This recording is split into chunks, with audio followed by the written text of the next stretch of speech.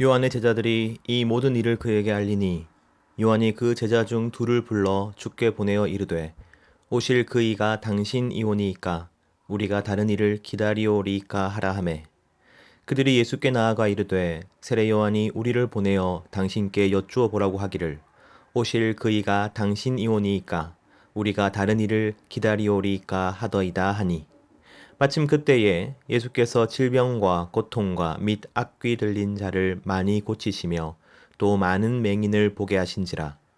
예수께서 대답하여 이르시되 너희가 가서 보고 들은 것을 요한에게 알리되 맹인이 보며 못 걷는 사람이 걸으며 나병 환자가 깨끗함을 받으며 귀먹은 사람이 들으며 죽은 자가 살아나며 가난한 자에게 복음이 전파된다 하라. 우리는 지난주 과부의 아들을 살려주신 예수님을 함께 나누었습니다. 하나님 나라는 슬피 우는 자가 복이 있는 나라입니다.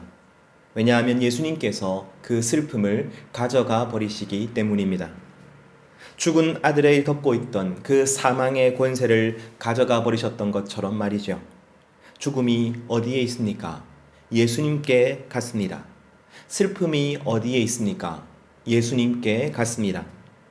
그리고 예수님은 그 모든 슬픔과 죄와 죽음을 가지고 십자가에 못 박히십니다. 그리고 마침내 3일 만에 부활하심으로 모든 성도들의 소망이 되신 것이죠. 바로 그것이 나인성 과부의 아들을 살리신 사건의 참된 의미였습니다. 예수님께서 행하신 이 놀라운 사역은 곧 온 유대로 퍼져나갔습니다. 평지에서 예수님께서 하신 설교, 그리고 많은 병자들과 귀신 들린 자를 고치신 일까지 포함해서 말이죠. 그런데 이 모든 일을 감옥에서 듣고 있는 사람이 있었습니다. 바로 세례 요한이었습니다. 그는 이 소문을 듣자 예수님께 사람을 보냅니다. 그리고 이렇게 묻죠. 누가복음 7장 19절 말씀입니다. 요한이 그 제자 중 둘을 불러 주께 보내어 이르되 오실 그 이가 당신이오니이까 우리가 다른 이를 기다리오리이까 하라 하매. 이 구절은 많은 사람들을 당혹스럽게 만들었습니다. 왜냐하면 지금 세례 요한이 예수님을 의심하고 있는 것처럼 보이기 때문이죠. 지금 세례 요한은 헤롯의 감옥에 갇혀 있습니다.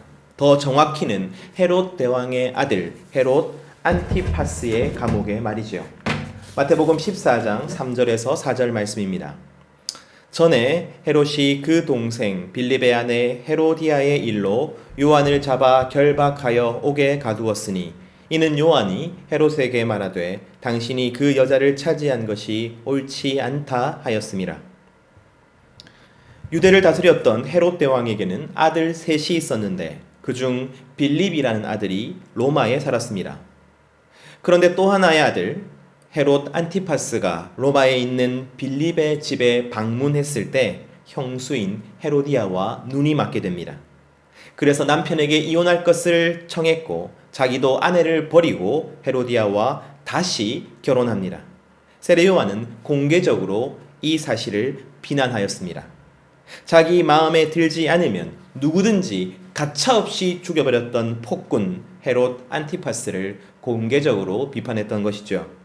헤롯은 요한의 영향력을 두려워하여 그를 죽이지는 않고 대신 감옥에 가둡니다. 그리고 감옥 속에서 시간이 흐릅니다. 그동안 요한 자신이 세례를 주었던 예수님께서 사역을 시작하십니다. 하나님 나라를 선포하시고 놀라운 기적을 행하셨죠. 온 유대 땅이 예수님에 대한 소문으로 떠들썩했습니다. 그리고 이제는 죽은 자까지 살리신다는 소문이 들립니다. 하지만 억울하게 갇혀있는 세례 요한이나 압제와 억압을 일삼는 헤롯 안티파스에 대해서는 예수님은 아무 말씀도 하지 않으십니다. 세례 요한은 그저 그렇게 계속해서 감옥에 갇혀 있어야 했던 것이죠. 그렇다면 자신이 메시아라고 믿었던 예수님이 자신을 모른 척하자 그 믿음이 잠시 의심에 빠진 것일까요? 그렇지 않습니다. 예수님은 세례 요한을 보고 그는 선지자보다 훌륭한 자라고 말씀하십니다. 그는 마지막 선지자이자 최고의 선지자였습니다. 그가 예수님께 오실 이가 당신입니까? 우리가 다른 이를 기다려야 합니까? 라고 질문하였던 것은 그가 선지자였기 때문입니다. 구약의 모든 선지자들이 선포한 하나님 나라는 항상 두 가지 모습이 있어야 했습니다. 바로 은혜의 해와 보복의 날이지요. 이사야 61장 1절 하반절입니다. 나를 보내사 마음이 상한 자를 고치며 포로된 자에게 자유를, 갇힌 자에게 노임을 선포하며 여호와의 은혜의 해와 우리 하나님의 보복의 날을 선포하여 모든 슬픈 자를 위로하되. 구약의 모든 선지자들은 메시아가 오시면 은혜의 해와 보복의 날이 도래할 것이라고 예언하였습니다. 하나님을 신실하게 믿는 사람들에게는 은혜가, 하나님을 거부한 악인들에게는 보복, 즉 심판이 주어질 것입니다. 은혜와 심판이야말로 선지자들이 늘 강조하였던 하나님 나라의 특징이었습니다. 순서는 항상 심판이 먼저였습니다. 메시아가 오시면 성령과 불로 심판이 임하여 모든 악인과 죄인들을 멸망시킨 후에 남은 의인들의 천국 잔치가 벌어지는 것이죠. 이것이 모든 선지자가 메시아에 대해서 예언한 것이었습니다. 그리고 정확히 세례 요한도 이 메시지를 선포하였죠. 마태복음 3장 12절 말씀입니다. 손에 키를 들고 자기의 타작마당을 정하게 하사 알곡은 모아 곡간에 들이고 쭉정이는 꺼지지 않는 불에 태우시리라. 세례 요한은 분명히 은혜를 선포했습니다. 세례를 받고 자기의 죄를 회개하고 낮은 곳은 높이고 높은 곳은 낮추는 평화의 공동체를 만들어가라. 그러면 하나님 나라 백성이 될 것이다. 하지만 세례 요한이 준엄하게 심판을 선포한 대상 또한 존재했습니다. 폭정을 저지르고 유대인의 믿음을 존중하지 않는 헤롯, 종교 권력을 이용해서 자기의 이익을 추구하는 바리새인과 제사장들, 가난한 이를 착취하여 자기 배를 불리는 권력자와 부자들. 세례 요한은 그들을 보며 독사의 자식들아 라고 욕하면서 쫓아내었습니다. 그리고 반드시 그들에게 심판이 임할 것이라고 단언합니다. 왜냐하면 하나님 나라는 언제나 당연히 심판과 은혜가 함께 있기 때문입니다. 구원과 보복이 함께 있기 때문입니다. 그런데 세례 요한이 도무지 이해할 수 없었던 것은 예수님의 사역 가운데 심판이 존재하지 않는다는 사실이었습니다. 예수님은 그저 병든 자를 고치시고 귀신 들린 자를 회복시켜 주실 뿐이었습니다. 죄인들과 함께 먹고 마실 뿐이었습니다. 예수님께서 하셨던 모든 사역은 가난한 자들, 소외된 자들을 향하고 있었습니다. 맞습니다. 그것은 구약부터 예언되었던 메시아의 모습이었습니다. 하지만 그것만으로는 부족한 것이죠. 메시아라면 지금 버젓이 존재하는 이 악한 제국과 악한 사회 구조와 악한 사람들을 심판하셔야 했습니다. 이기적인 종교인들과 탐욕스러운 권력자들을 심판하셔야만 했습니다. 하지만 예수님은 그들을 심판하시지 않습니다. 그러자 세례 요한은 이렇게 물을 수밖에 없는 것이죠. 심판은 어디에 있습니까? 자신은 지금 헤롯의 감옥에 갇혀 있습니다. 그러나 자신이 감옥에 갇혀 있기 때문에 예수님께 이런 질문을 드린 것이 아닙니다. 나와 같이 헤롯이라는 악인에게 붙들려 있는 이 민족, 고통당하는 사람들에게 정의가 있어야 합니다. 그런데 예수님, 정의가 어디에 있습니까? 공의가 어디에 있습니까? 심판이 어디에 있습니까? 저는 바로 이 질문이 오실 그 이가 당신이오니까라는 이 세례 요한의 질문에 담겨 있는 진짜 의미라고 생각합니다. 세례 요한도 압니다. 오실 그 이는 예수님이 맞습니다. 하지만 이 질문 속에는 오실 그 이가 당신이라면 심판하셔야 하지 않습니까? 의인의 눈물을 흘리게 한 악인들에게 복수해 주셔야 할 것이 아닙니까? 어서 빨리 억압받고 고통받는 이들을 위하여 이 땅의 악인들을 심판하여 주십시오. 바로 이러한 강한 요청이 담겨 있는 것입니다. 바로 선지자의 요청이죠. 그렇다면 이 요청에 대한 예수님의 대답은 무엇입니까? 누가복음 7장 22절 말씀입니다. 예수께서 대답하여 이르시되 너희가 가서 보고 들은 것을 요한에게 알리되 맹인이 보며 못 걷는 사람이 걸으며 나병 환자가 깨끗함을 받으며 귀먹은 사람이 들으며 죽은 자가 살아나며 가난한 자에게 복음이 전파된다 하라. 예수님의 대답은 지금 당신이 하고 계신 사역이었습니다. 그 사역의 내용은 오직 은혜입니다. 예수님은 심판을 아예 말씀하시지도 않습니다. 세례 요한의 마음과 그 요청을 다 알고 계시지만 예수님은 심판의 심자도 꺼내지 않으십니다. 대신 예수님은 회복만을 말씀하시죠. 가난한 자들에게 복음이 전파됨을 말씀하시지요. 은혜만을 말씀하십니다. 바로 이것이 예수님께서 이 땅에서 선포하신 하나님 나라의 특징입니다. 선지자들은 은혜와 심판이 동시에 나타나야 한다고 믿었습니다. 하지만 예수님은 은혜와 심판이 시간차가 있을 것이라고 말씀하십니다. 지금 바로 여기에 은혜가 주어집니다. 하지만 심판은 연기될 것입니다. 사랑하는 성도 여러분, 많은 사람들이 이 사실에 절망하였습니다. 왜요? 하나님께서 정의의 눈을 감으시는 것 같았기 때문입니다. 이 땅의 악과 악이 초래하는 비극을 그냥 내버려 두시는 것 같았기 때문입니다. 그래서 세례 요한같이 질문하였던 이는 한두 명이 아니었습니다. 역사상 많은 이들 또한 예수님께 심판은 어디에 있냐고, 정의는 어디에 있냐고 질문하였습니다. 그렇다면 왜 은혜는 바로 지금 주어지고 심판은 연기된단 말입니까? 뉴스에서는 하루가 멀다 하고 있어서는 안 되는 비극들, 범죄들, 사고들이 보도됩니다.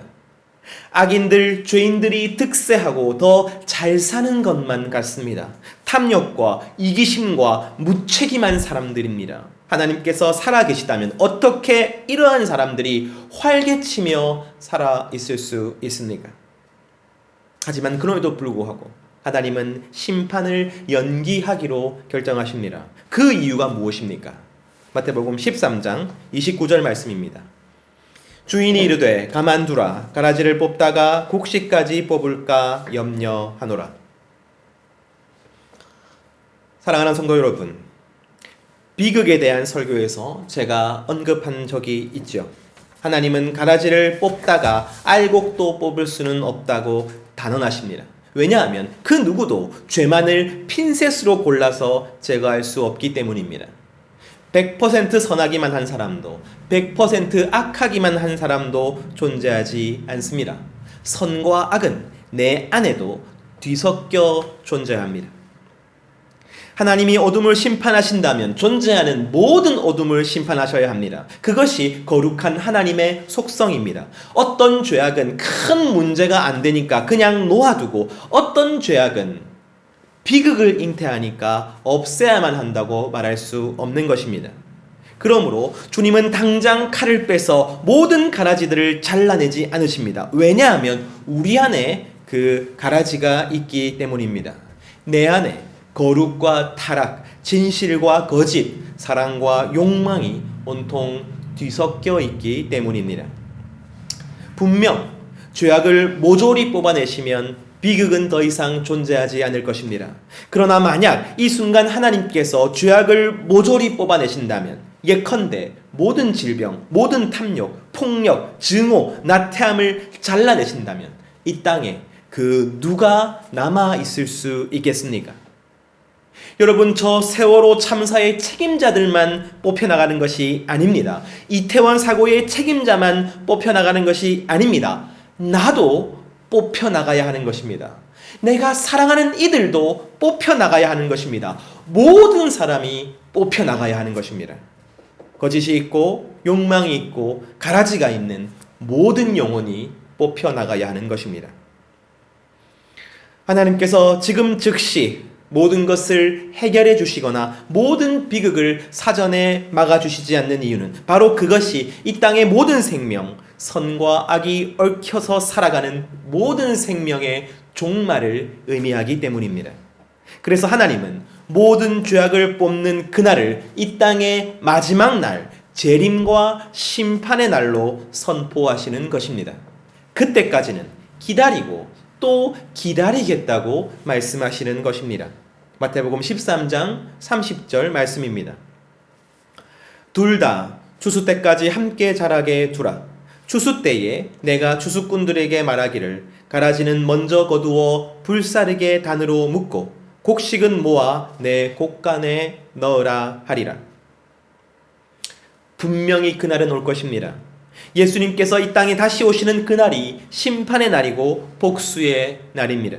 그날이 되면 모든 죄인은 자신의 죄에 따라 심판받게 될 것입니다. 저 원수 사단은 꽁꽁 묶여서 무저갱으로 떨어지게 될 것입니다. 그리하여 마침내 다시는 눈물이 있지 않을 것이며 사망이 없을 것이고 아픈 것 또한 있지 않을 것입니다. 요한계시록 21장 4절 말씀입니다. 모든 눈물을 그 눈에서 닦아주시니 다시는 사망이 없고 애통하는 것이나 곡하는 것이나 아픈 것이 다시 있지 아니하리니 처음 것들이 다 지나갔음이러라. 우리는 예수님께서 이 땅에 다시 오실 그날이 심판의 날이 될 것임을 믿습니다.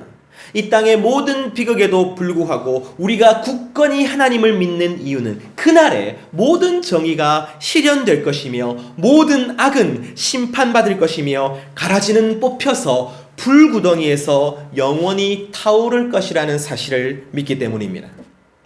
은혜는 이 땅에 오신 예수님과 함께 왔습니다. 그러나 심판은 이 땅에 다시 오실 예수님과 함께 올 것입니다. 심판은 그날까지 연기된 것이지요. 바로 그것이 우리 모두가 받은 놀라운 은혜입니다. 그 은혜 때문에 사람은 죄악으로 인해 멸망하지 않고 구원받을 기회를 얻게 된 것입니다. 베드로후서 3장 8절에서 9절 말씀입니다. 사랑하는 자들아, 주께는 하루가 1000년 같고 1000년이 하루 같다는 이 한 가지를 잊지 말라. 주의 약속은 어떤 이들이 더디다고 생각하는 것 같이 더딘 것이 아니라 오직 주께서는 너희를 대하사 오래 참으사 아무도 멸망하지 아니하고 다 회개하기에 이르기를 원하시느니라. 하나님은 택하신 백성이 아무도 멸망하지 않고 다 구원받기를 원하십니다. 바로 그것이 심판이 연기된 이유입니다. 심판이 죄인에게 바로 떨어지지 않기에 지금 우리가 살아있는 것입니다. 오래 참으시고 또 참으시는 하나님 때문에 복음이 지금 나에게까지 전달된 것입니다. 그러므로 그 심판날까지 계속해서 은혜가 선포될 것입니다. 죄로부터 자유하게 하는 은혜, 복음이 전파되고 또 선포될 것입니다. 그래서 택하신 백성 한 사람도 빠짐없이 이 세상 끝까지 복음이 선포될 것입니다. 바로 이것이 하나님 나라의 우선순위입니다. 그리고 난 다음에 심판이 있게 될 것입니다. 사랑하는 성도 여러분, 구원의 은혜를 바로 지금 주시고 심판은 마지막 날로 연기하여 주신 하나님께 감사하시기를 원합니다. 내가 심판받아야 한 죄인이었음을 고백하며 나를 구원해 주신 은혜를 깊이 생각하기를 소원합니다. 나의 사랑하는 이들에게 심판이 아니라 구원받을 기회가 주어졌음을 기뻐하며 함께 구원의 은혜를 누리기 위해 최선을 다하는 우리가 되기를 소원합니다. 그리고 저는 마지막으로 세례 요한의 질문을 다시 되돌아봅니다. 우리가 살아가는 이 현실을 보며 때로는 우리도 세례 요한처럼 질문할 수 있어야 한다고 생각합니다. 주님, 심판은 어디에 있습니까? 주님, 정의는 어디에 있습니까? 우리는 최후의 심판이 있음을 알고 있고 또한 믿고 있습니다. 하지만 그 믿음이 지금 우리의 삶을 나약하게 하고 체념하게 하고 비굴하게 만들어서는 안 되는 것입니다. 왜냐하면 예수님은 우리가 사는 평지에 내려오셔서 4가지 복과 4가지 화를 말씀하셨기 때문입니다. 예수님께서는 지금 우리 삶의 현장에 함께하고 계시기 때문입니다. 모든 악과 죄가 소멸되는 최후의 심판은 아닐지라도 이 땅 가운데 주님께서 말씀하신 대로 정의를 이루어 달라는 소원, 고통당하고 압제당하는 이들을 위해 공의를 회복시켜 달라는 소원, 바로 그 소원이 우리에게 있어야 하는 것이죠. 그렇지 않으면 여러분, 교회는 메말라 버릴 것입니다. 이 사회는 점점 더 죽어갈 것입니다. 누군가 최악으로 치닫고 있는 이 땅을 붙잡아 줄 수 있다면 바로 그는 선지자입니다. 주님께 심판과 정의를 질문하는 선지자입니다. 사랑하는 성도 여러분, 선지자는 어디에 있습니까? 선지자처럼 산다는 것은 수많은 생명이 가만히 있으라는 이야기를 듣고 물에 빠져가는 배에 갇혀있는 것을 보고 세례 요한처럼 질문하는 것입니다. N번만 사건으로 어린 여성들이 잔인하게 성적으로 착취당하는 것을 보고 세례 요한처럼 질문하는 것입니다. 축제의 자리에서 청춘들이 압사당하는 것을 보고 세례 요한처럼 질문하는 것입니다. 주님, 도대체 심판은 어디에 있습니까? 정의는 어디에 있습니까? 주님이 정말로 오실 그분이 맞습니까? 때로는 항의 같고 때로는 절규와도 같은 그 선지자적인 요청, 선지자적인 질문을 드릴 수밖에 없는 바로 그 사람이 선지자인 것이죠. 지금 우리가 살아가는 삶은 우리로 하여금 주위를 돌아보지 못하게 합니다. 그저 내게 주어진 일상을 버텨내는 것만 해도 버거운 것이 우리의 현실입니다. 때로는 우리 가운데 존재하는 비극이나 혹은 죄악 때문에 간절히 도움의 손길을 바라기도 합니다. 바로 그때 우리가 원하는 것이 무엇입니까? 선지자는 어디에 있습니까? 선지자는 어디에 있습니까? 여러분, 그러나 바로 그 현실에서 눈을 드십시오. 그리고 우리의 주위에서 일어나는 일들을 보십시오. 귀를 기울이고 고통당하는 자들, 소외된 이들의 신음을 들으십시오. 불의와 부조리에 대해서 침묵하지 마십시오. 그리고 우리 주님께 질문하십시오. 소리치십시오. 간구하십시오. 바로 그때 나는 이 시대가 타락하고 이 세상이 망하는 것을 막아서고 있는 것입니다. 바로 내가 선지자가 되는 것입니다. 우리로 하여금 선지자적인 요청을 하게 만드는 비극은 어디에 있습니까? 이 땅에 존재하는 악과 불의, 그리고 그 피해자들을 보면서 무덤덤하지 않기를 소원합니다. 선지자처럼 아파하고 선지자처럼 간구하고 선지자처럼 기도하는 우리가 되기를 간절히 소원합니다. 바로 그러할 때에 하나님께서 반드시 응답하여 주실 것입니다. 그 옛날 주님께서 사용하셨던 모든 선지자들처럼 우리도 사용하여 주실 것입니다. 그래서 우리는 마침내 이렇게 기도할 수 있을 것입니다. 아멘. 주 예수여 어서 오시옵소서. 주님께서 약속하신 대로 어서 오시옵소서. 주여 우리를 불쌍히 여겨 주시옵소서. 그렇게 선지자로 살아가는 모든 성도님들 되시기를 간절히 소원합니다.